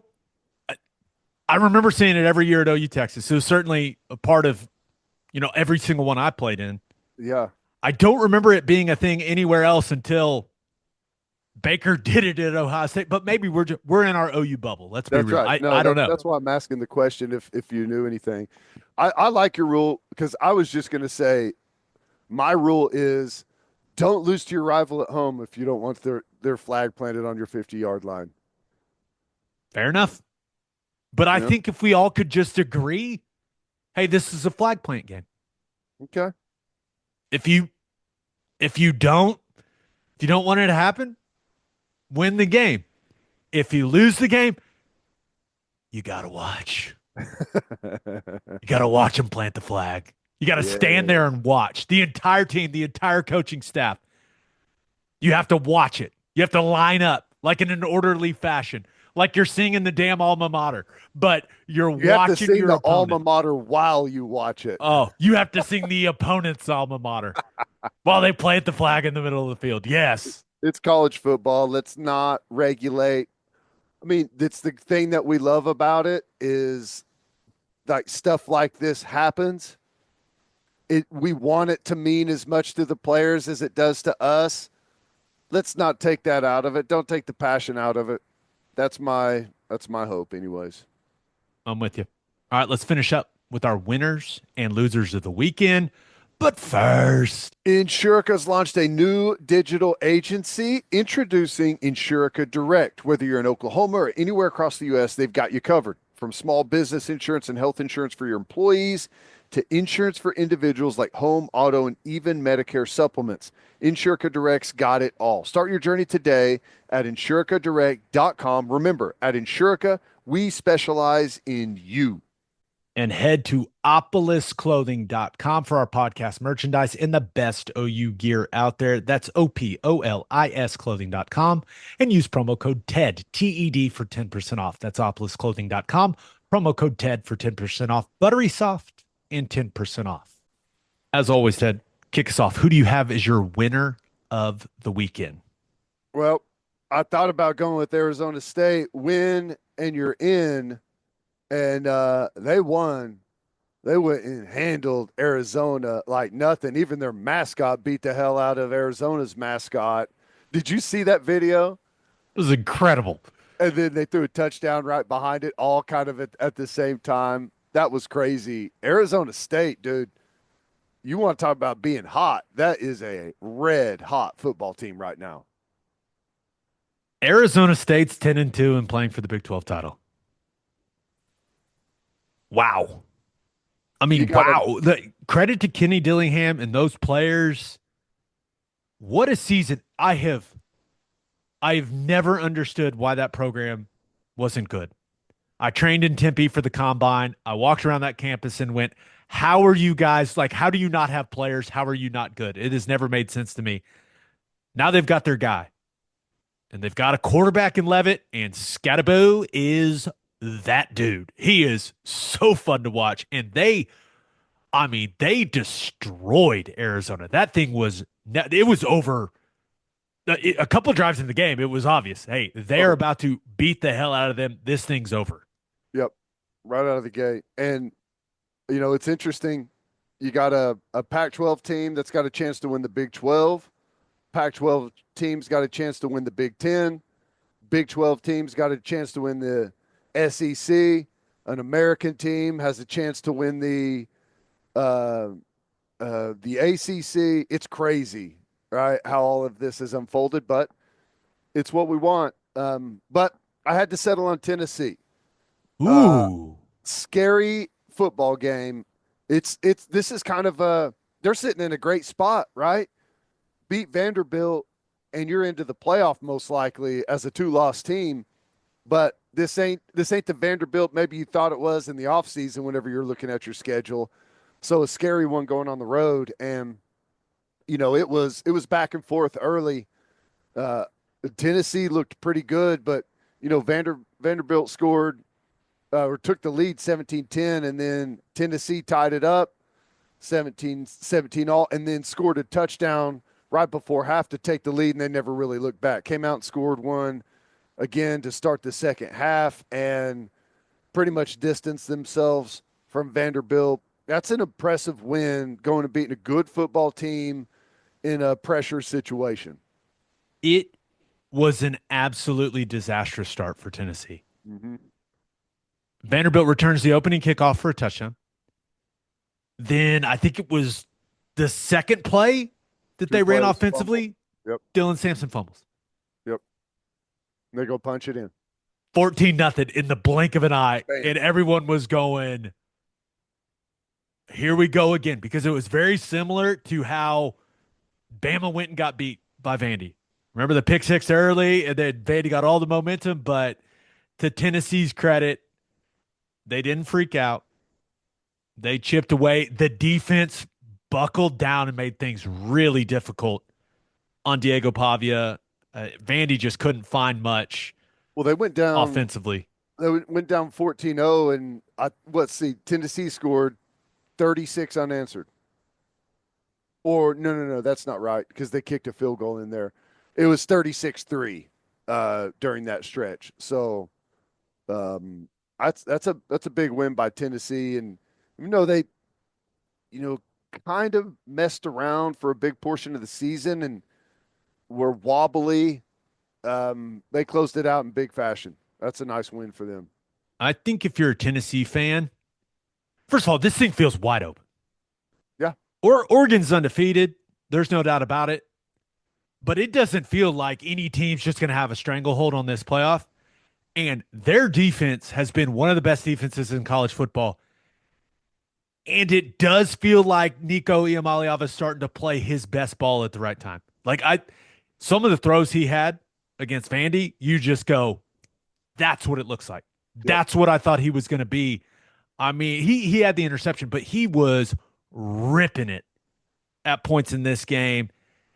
And you got to feel pretty good if you're Josh Heupel. You got to feel pretty good if you're that team. Yeah, you're not going to have the first round bye, but hey, it is what it is. I mean, Tennessee is capable of going and winning it all. Yeah. No, if they get good play, don't turn it over. Um, they got a bunch of studs on that football team. They won't be personnel wise. They're not going to be outmatched by really anyone that they come up against. So I don't know. That was impressive. Big win for Hype. They had to be a little puckered up there early with how that thing was going, Good but job. hey, stay calm, finish the job. Really nice win, and yeah, there's just no doubt Tennessee's in. Who do you have as your loser of the weekend? I hate to keep doing it, but oh my God, Oklahoma State. What was that? 52-0? It was hard to watch. Now, Yeah. I we all know Oklahoma State's defense is very bad this season. Mhm. Colorado has some dudes on offense, right? Really good quarterback play, got some really talented wide receivers. I mean, Colorado didn't even try to run the ball. They were just like, we're just going to throw it all over the place on this group. And that's exactly what they did. And for it not to even be like, it wasn't even close to competitive, Ted. 21-0 like that in the first quarter. It just looked like Oklahoma State was ready for the season to be over. Yeah. And they end up winless in a league that a lot of people picked them to win. It's crazy, man. All the production they had from last year's team that was a solid football team, and it just all fell apart. It's hard to really wrap your head around how it got to where it did. To go winless in the conference is crazy. 0-9 in conference play. I did see people point out, yeah, but they do have one SEC win over a team that beat Tennessee, who's going to be a playoff team. So there's that, which I thought was funny. But yeah, man, it was just, I mean, turned the ball over 4 times, 3 of 15 on third down, 147 total yards, gave up 438 through the air. That was a team that was ready for the season to be over. It was a team that I think cemented Travis Hunter winning the Heisman Trophy, though. So they have that. What do you have? 3 touchdowns? Yeah, I believe that is correct. Yes, 3 touchdowns, 10 for 116, 3 touchdowns. Yeah, that was a nice little cherry on top for that young man. Yep, I, 2 pass breakups. I thought he was already the Heisman Trophy winner, but you pad the stats a little bit, and that doesn't hurt anything.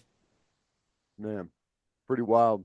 I Yeah, he ended what up do as they a do with Gundy? This is a massive outlier for him. massive outlier. Like this doesn't happen to Mike Gundy. I See, and the things have changed because if you're going to fire a coach, and I think he's got like a 20 or $25 million buyout. I That's NIL money. Is it worth firing a coach and robbing 20 or $25 million worth of NIL money or money that could be spent on your roster? I don't know. It makes the decision that much more difficult. So I don't know. I Here's the thing, man, and I understand if their fan base has had enough and wants to fire him, but here's the thing: you better get that hire right because it is a unique job. The recruiting, there's a lot to it that makes it where it can be incredibly difficult. Not a lot of people have had success there, Doesn't mean that no one else can. I'm just saying that you can't afford to miss on that hire. It made me sad watching the type of season I that know. Oklahoma State had. You combine that with the season that we had, not a lot of joy, not a lot of football joy in the state of Oklahoma this year. At least UCO was good. Roll shows. But Yeah, we dang, man, combined for a whopping 2 conference wins between us. just not great. Not great. Let's get to my winner and loser. But first, We're brought to you by HelloFresh, America's #1 meal kit. The holiday season is here, and we're all looking for ways to spend and stress less. HelloFresh makes mealtime nearly hassle-free with delicious, home-delivered, chef-crafted recipes that come together quick and are less expensive than takeout. My wife and I have made HelloFresh's pecan-crusted chicken with honey mustard sauce and lemony apple salad. So easy to make. It's healthy. It's delicious. So easy to follow the instructions. Only took about 30 minutes. HelloFresh lets you easily customize your delivery from week to week. You can tailor everything to your schedule by adjusting your delivery date or skip a week whenever you're not able to cook at home. Get 10 free meals at HelloFresh.com/free OK breakdown. And it's applied across 7 boxes, and it's for new subscribers only and varies by plan. But that's 10 free HelloFresh meals just by going to HelloFresh.com/free OK breakdown. and guys, we got to tell you about Public Rec. Ted was rocking the Public Rec hoodie in I Baton love it. Rouge. And the pants. I love the pants and the hoodie. They reached out. We tried the clothes, loved them, and now we are wearing them all the time because their pants are awesome. Go to publicrec.com and use code OKBreakdown for 20% off. Play golf in the pants. Ted wears them to the games. We both wear the hoodies all the time. I highly recommend the Deal Makers. Really nice. Love them. It's just, they feel good. They kind of feel like sweatpants, Mm-hmm. but they look nice enough. You can wear them to work. You can wear them to golf. The pants check all the boxes. They're awesome. Stop suffering in regular pants and give the gift of comfort this holiday season. For a limited time only, our listeners get 20% off when you use code OKBreakdown at checkout. That's 20% off with code OKBreakdown at publicrec.com. After you purchase, they'll ask you where you heard about them. Please support our show and tell them we sent you. Say goodbye to pants that put up a fight, because when comfort meets style, you've found Public Rec. My winner of the weekend, the Notre Dame Fighting Irish. Now, the final score is not exactly indicative of how this thing went. No, it's not. This was a back and forth football game between Notre Dame and USC, but you talk about a weird ending to a game. It looks like USC's about to tie the thing up. Jaden Maiava throws the back shoulder ball. Oh no, something's gone tragically wrong, and 99-yard Christian Gray pick six. Brutal. Hard to overcome that. But hey, Ted, the Trojans put together another drive. They get to like the 13-yard line. It's 4th and 6. Maiava's trying to make a play. Hey, I'm throwing it in the end zone. It's 4th and 6. You got to try. Xavier Watts picks it off, returns it 100 yards for a pick six. They had a 99-yard and 100-yard pick six on back-to-back possessions. Just incredible. Unbelievable. Unbelievable. Yeah, I don't know. It's kind of hard to put your finger on USC. Are they close or are they not? I don't know. It's kind of hard to say. I think they're a little better on defense. Now, they lost Woody Marks in this game. That was significant. I mean, he's their best back. He's probably been their best player. They moved the ball. Maiava did some good things, but hey, credit to those guys from Notre Dame. An absolutely humiliating loss to Northern Illinois. Yep. Everyone, including us, was clowning them. They bounce back. They handle business. End up 11-1. They're going to host the college football playoff game. That's going to be an incredible scene up there in South Bend. Now, they did not overwhelm me with this performance, especially defensively. I thought that I could count on that Notre Dame defense And USC moved the rock with an inexperienced quarterback, Yeah. or at least inexperienced in the system he's in. He's only his, what, third game starting.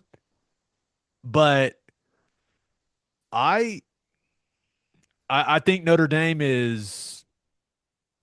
I think they're a factor, but as I watched them, as I watched this game, and maybe I was just distracted by the fact that I did not, for whatever reason, like the all white look for Notre Dame.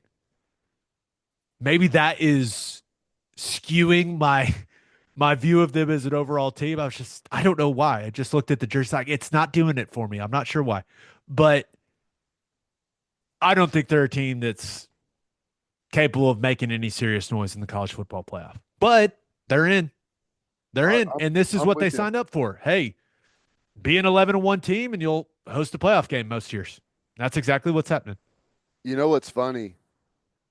Um, their field is awful.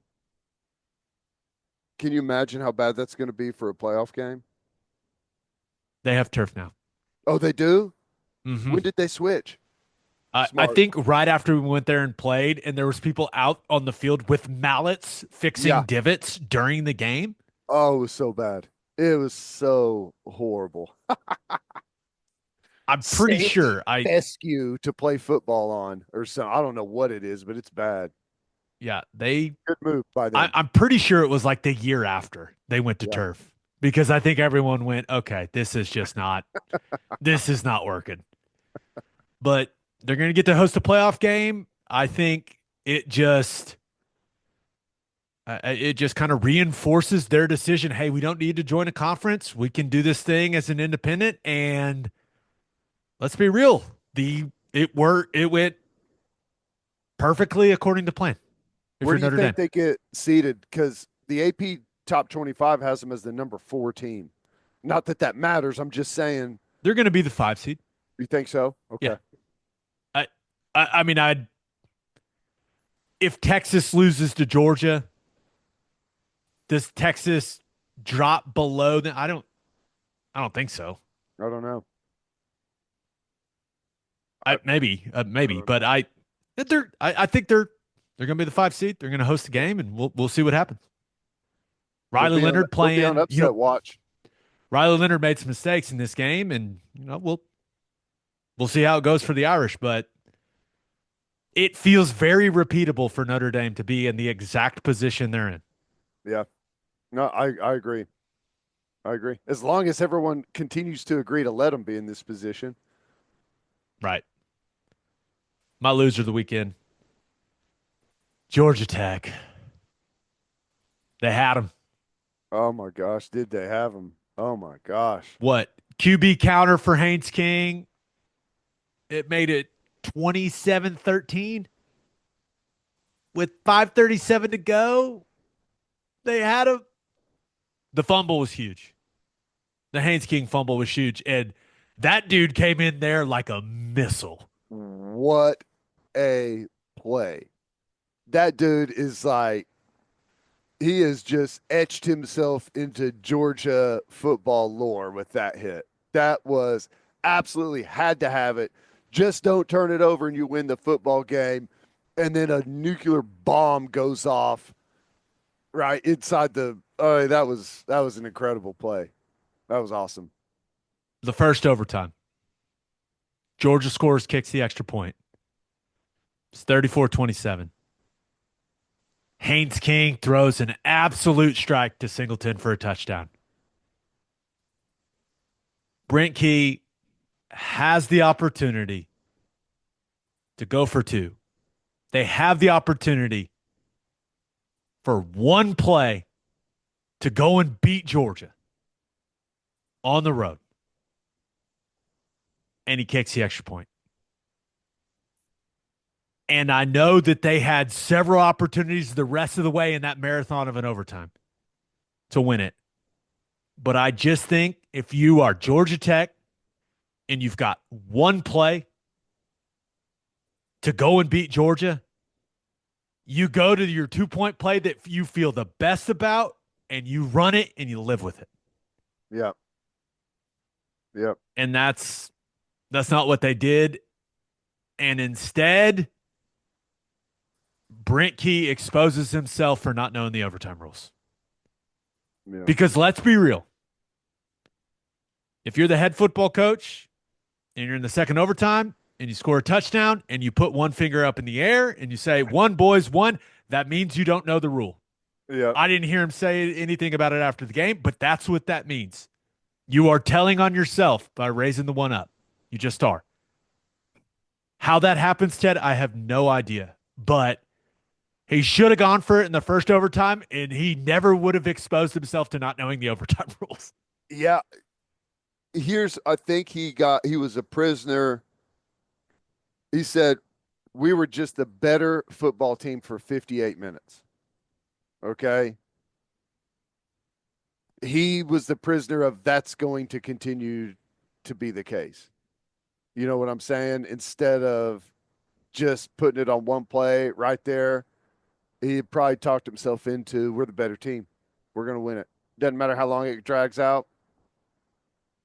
The He's overtime format, almost right. the overtime format doesn't really lend to, hey, who is the better team? You know what I'm saying? It's not like you're driving the More ball. chance than it is anything. Right. Yeah.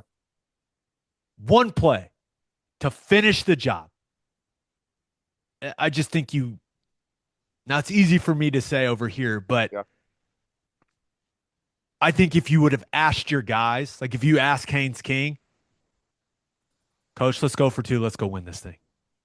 Yeah. I He think you would have definitely would have gotten that said that answer from because every dude on that offense. he was the walking dead for the majority of that game. How about the fight he put? Dude, he was bruised and battered and beat to hell in that game. I can roll with that dude. Heck yeah. You talk about toughness. Ted, we were watching it together at the dinner. Shout out to Josie for taking the radio crew to dinner. That Appreciate you, was man. You're awesome. the best. He looked so miserable throughout that game. He couldn't And even get to his just feet barely. he just kept getting up. And they kept running him. And he kept taking hits. And he kept getting up. And he was slinging it like I can mess with Haynes King. But two more things from this game. Number one, was Joe Tessitore being paid every time he said that Georgia was in the playoff with the win? That was odd, right?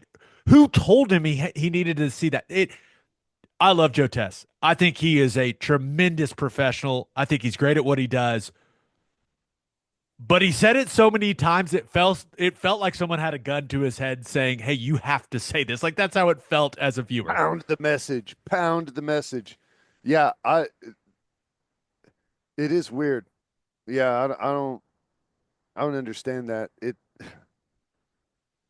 mean, I guess it's true, most likely.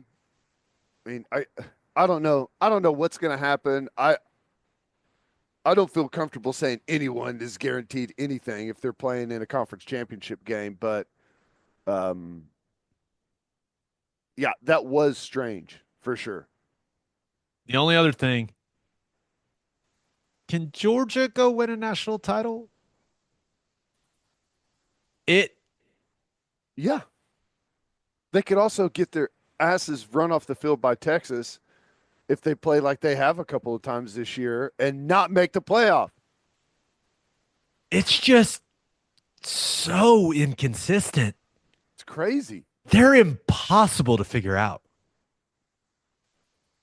I mean, Georgia Tech, that first half, It's a there was beat nothing down. fluky about it, dude. It was all Georgia Tech, just rolling them. I don't know, man. It's hard to figure out. It feels like they're just too inconsistent of a team this year to go and win it all. But They I don't gave up know. they gave up 260 on the ground to Georgia Tech. 260 on the ground. They only ran it for 108. They gave up 563 total yards.